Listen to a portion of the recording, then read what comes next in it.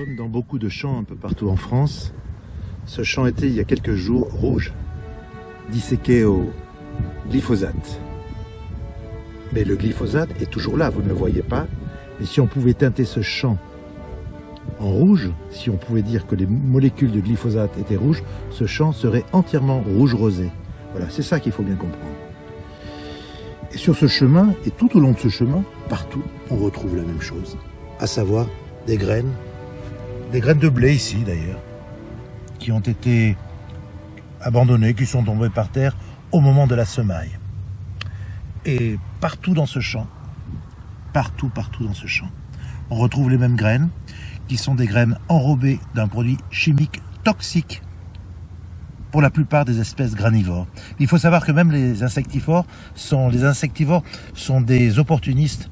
Et quand il n'y a plus rien à manger, eh bien, ils se nourrissent de baies, de graines, de petites choses. Voilà, pour revenir rapidement à leur régime d'insectes, dès que cela est possible. Mais les insectes, en restent-ils vraiment, une fois que c'est traité, au printemps, en été, maintenant? Le problème, il est là. Plus d'insectes, plus d'oiseaux. Bonjour, je me prénomme Pierre. Je suis l'univers des oiseaux depuis mon enfance, depuis l'âge de 9 ans. J'en ai 70. J'identifie aujourd'hui les différentes espèces par leurs chants, leurs cris. C'est véritablement passionnant. Malheureusement, depuis plusieurs années, j'assiste impuissant à la raréfaction de beaucoup d'espèces dans ce pays où il n'existe de droit que pour l'homme. Voilà, le début de la bombe atomique au glyphosate. Et là, vous voyez une belle terre, mais essayez d'imaginer, les chimistes seuls sont capables de le faire. La terre n'est pas noire, elle est rosée, rouge, concentrée à certains endroits. Seulement on ne le voit pas, alors les braves gens sont rassurés. Ça, c'était un champ entièrement passé au glyphosate. Bonjour les nappes phréatiques. Bonjour les résidus. Bonjour les cocktails qui s'assemblent au fil des années dans le sol. Mais nos arrière-petits-enfants vont devoir se débrouiller avec ça. Allez, aux armes, citoyens. En automne, dans les champs rougis par la dessiccation des plantes baignées de glyphosate, les semences traitées sont répandues un peu partout sur les chemins, au bord des champs. Ici, c'est du blé, également enrobé de produits chimiques mortels pour certains oiseaux. Des millions de graines à fleur du champ. Inutile de dire que les oiseaux ne font pas la différence entre des graines rouges, bleues, vertes, graines empoisonnées ou des graines ordinaires. Ils ont faim, leur instinct leur dit de les prendre. Les pluies de l'automne récentes ont découvert de nombreuses graines empoisonnées à fleur de labour pour mes amis à plumes. En voici d'autres. Qu'attend-on? La disparition complète des espèces animales, végétales?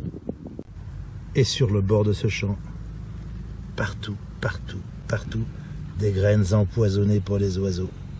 Partout dans le champ, partout ces graines à fleurs.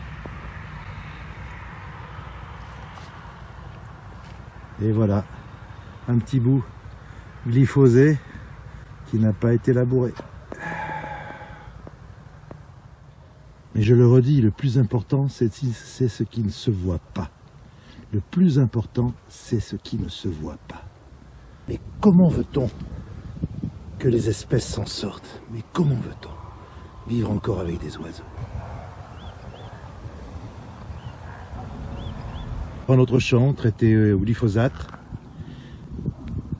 Il faut savoir qu'il y a quelques années, les molécules de lac qu'utilisaient les dames et certains messieurs, ces molécules de lac, on en retrouve encore aujourd'hui carrément au pôle Nord, dans les graisses des ours polaires. Ça vous donne une idée de ce qu'on peut retrouver aujourd'hui autour de nous dans ce monde invisible de la chimie. Avant l'arrivée du TTT, le bleuet était courant dans ce pays, dans la nature. Cherchez-le aujourd'hui. Il y a eu ici une bombe atomique pour la nature, évidemment. Pour les insectes, pour les vers, pour tout ce que vous voulez. Un épandage de glyphosate. Désertification des sols. Chimie, partout chimie, que vous ne voyez que sur l'herbe desséchée, mais qui en fait est partout. Et qui s'associe en des cocktails toxiques. Jusqu'à quand? Quand ce n'est pas les produits chimiques, c'est la chasse qui fait le reste.